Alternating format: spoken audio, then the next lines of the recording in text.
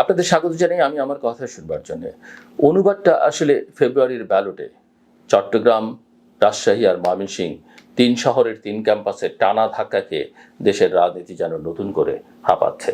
চট্টগ্রাম বিশ্ববিদ্যালয়ের শিক্ষার্থী গ্রামবাসীর দফায় দফায় সংঘর্ষ, 144 ধারা, ক্লাস পরীক্ষা স্থগিত, রাজশাহীতে রাকসু ভোটার তালিকায় প্রথম বর্ষের শিক্ষার্থীদের অন্তর্ভুক্তি নিয়ে তালাবদ্ধ প্রশাসনিক দপ্তর, আর কৃষি বিশ্ববিদ্যালয়ে 6 দফা, রেল অবরোধ, হল না ছাড়ার ঘোষণা, সবকিছু মিলিয়ে শিক্ষাঙ্গনের তাপমাত্রা এখন জাতীয় রাজনীতির থার্মোমিটারে সরাসরি ওঠানামা করছে। এই আগুনটা আলাদা আলাদা চুলায় জ্বলে না, একই চুলার তিনটে শিখা। কয়েকদিন আগে চট্টগ্রাম বিশ্ববিদ্যালয়ে অন্তত 240 জন আহত, পরদিনও 144 ধারা, ক্লাস পরীক্ষা স্থগিত।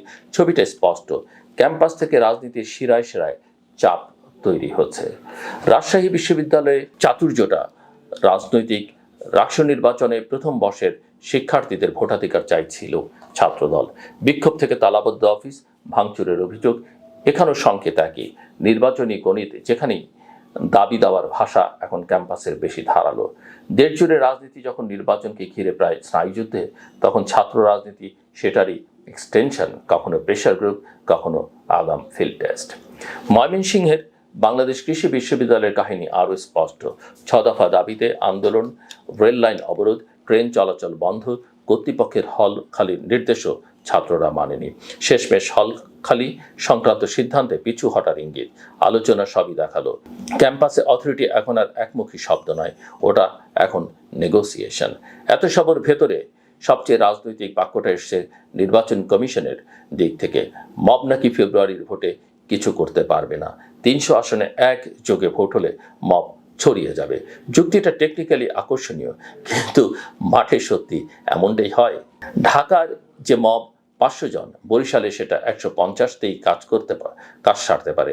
ফলে একই, ভয় দেখানো, ভোটারকে ঠেকানো, কমিশন, পুলিশ প্রশাসনকে ব্যস্ত রাখা। যুক্তরাষ্ট্রের ভারপ্রাপ্ত রাষ্ট্রদূত নাকি মব নিয়ে উদ্বেগ জানিয়ে গেছেন। সিসি আশ্বস্ত করেছেন, কিন্তু আশ্বাসের অর্থনীতি আর নিরাপত্তার বাস্তবতা ওরা দুটো আলাদা মুদ্রা। এখানে একটা ইতিহাসে মনে রাখা জরুরি, আমাদের বড় বড় রাজনীতি 52, 69, 90 কিংবা সাম্প্রতিক গণ অভ্যুত্থান, সব কিছু ট্রেলার দেখা গেছে ক্যাম্পাসে কণ্ঠস্বর ওঠে, রাস্তায় তার অনুবাদ হয়, তারপর ব্যালটে বা ব্যারিকেডে তার ফলাফল দেখা যায়।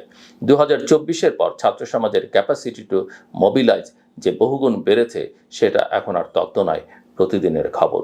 তাই চট্টগ্রামের এক রাতের বাকবিতণ্ডা কিভাবে কয়েক শতজন আহতের ঘটনায় পরিণত হয়, রাজশাহীর ভোটার তালিকার দাবি কিভাবে প্রশাসনিক দপ্তরে তালা বানায়, কৃষি বিশ্ববিদ্যালয়ে 6 দফা কিভাবে রেল বন্ধ করে, এসব আইসোলেটেড ঘটনা না ভেবে যদি সিস্টেমিক ধরা হয়, তবেই ফেব্রুয়ারির সম্ভাব্য ছবিটা বোঝা যায়। প্রশ্নটা তাই সরাসরি রাজনৈতিক।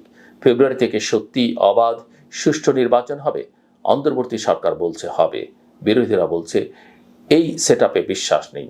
আর আওয়ামী লীগ, তাদের প্রণোদনায় স্পষ্ট, নির্বাচন যদি স্ট্যাটাসকো না বদলায় তারা মাঠে থাকবে, যদি বদলায় নির্বাচনটার লেজিটিমেসি নিয়েই প্রশ্ন তুলবে। এই ত্রিমুখী রাজনীতিতে ক্যাম্পাস হলো ফোর্স মাল্টিপ্লায়ার।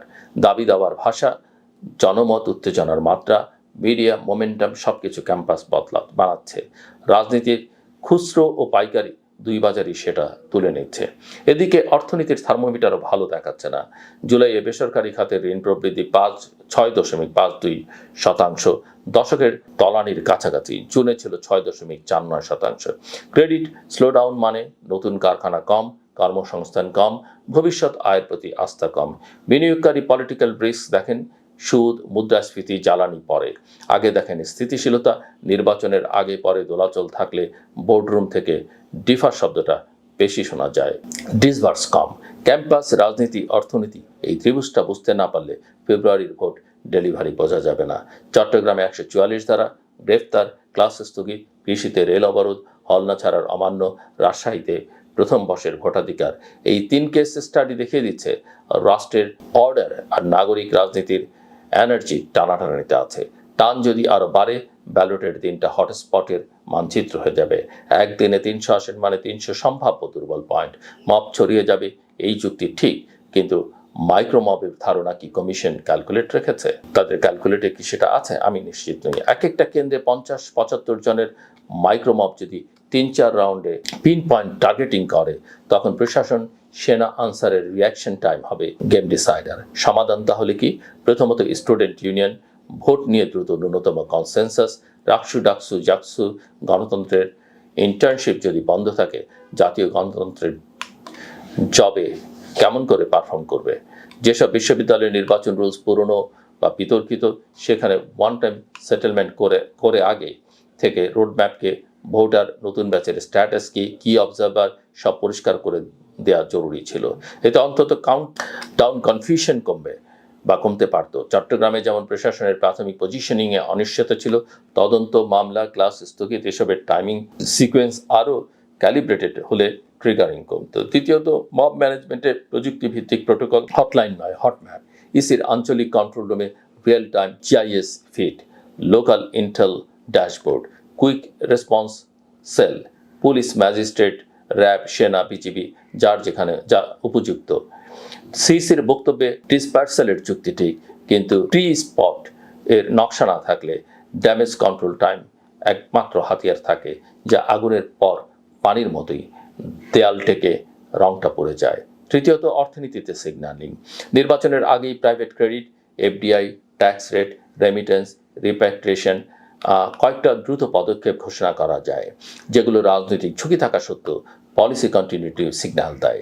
ক্রেডিট গ্রোথ 6.52 আটকে থাকলে শিল্প উৎপাদন লো ব্যাটারি দেখায়। এখানে ব্যাংক, নিয়ন্ত্রক, রাজস্ব কর্তৃপক্ষের সমন্বিত অ্যাকশন দরকার। আবারও বলি, কেবল ম্যাক্রো নয়, বোর্ডরুম ল্যাঙ্গুয়েজে ভরসা ফেরানো দরকার। চতুর্থত, ক্যাম্পাসে ট্রাস্ট ব্যাক।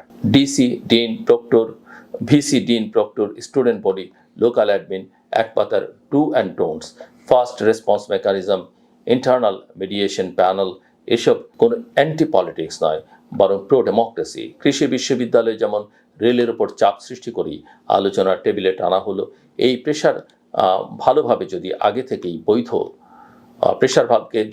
থেকেই বৈধ পথে খোলা থাকতো, ট্রেন থামাতে হতো না। সবশেষে ফেব্রুয়ারিতে জিরোকে আগেই স্ট্রেস টেস্ট করতে হবে। 300 আসনের মধ্যে 30টা ইন্টেন্স হটস্পট ধরে মব ড্রিল, ইসির সঙ্গে আইনশৃঙ্খলা বাহিনীর, যেখানে মাইকে মব কিভাবে শনাক্ত, প্রতিরোধ, প্রসিকিউট, এই 3 ধাপ একদিনই পরীক্ষা নিরীক্ষা হবে। এটা দেখানোর জন্য নয়, এটা আশ্বাস থেকে আস্থাতে যাওয়ার জন্য সবচেয়ে জরুরি সেতু। আর আস্থা ছাড়া ব্যালট বক্স থাকে, ফলাফলের লেজিটিমেসি থাকে না। আপনি, আমি, আমরা সবাই জানি বাংলাদেশের পলিটিক্সের প্লট টুইস্ট আসে ক্যাম্পাস থেকে। এই মুহূর্তে যে অস্থিরতা, সেটা প্রিকুয়েল, মূল ছবির নাম ফেব্রুয়ারি। আমরা চাইলে এখনও স্ক্রিপ্টটা পুনর্লিখন করা যায়। অন্তত ফাইনাল অ্যাক্টে কম রক্ত, বেশি ভোট, কম মব, বেশি ম্যান্ডেট থাক, কিন্তু তার জন্য রাষ্ট্রকে ভেলোসিটি বাড়াতে হবে, কথায় নয় কাজের। ক্যাম্পাস ঠান্ডা না হলে রাজনৈতিক তাপমাত্রা কমবে না, রাজনৈতিক তাপমাত্রা না কমলে বিনিয়োগের বারুদ উঠবে না, আর বিনিয়োগ না ফিরলে যে তরুণরা আজ ক্যাম্পাসে স্লোগান দিচ্ছে, কাল তারা চাকরির লাইনে দাঁড়িয়ে আরেক রাউন্ড হতাশা লিখবে। এই ফিডব্যাক লুপ ভাঙতে হলে এখনই কৌশল, সাহস আর সৎ সংকেত, 3টিই লাগবে। না হলে ব্যালটে আমরা ভোট দেব, ফলাফলে পাবো আরেকটা অসমাপ্ত গণতন্ত্রের রিপোর্ট কার্ড। আমার কথা শুনবার জন্য অনেক ধন্যবাদ। আপনাদের সবার জন্য শুভকামনা।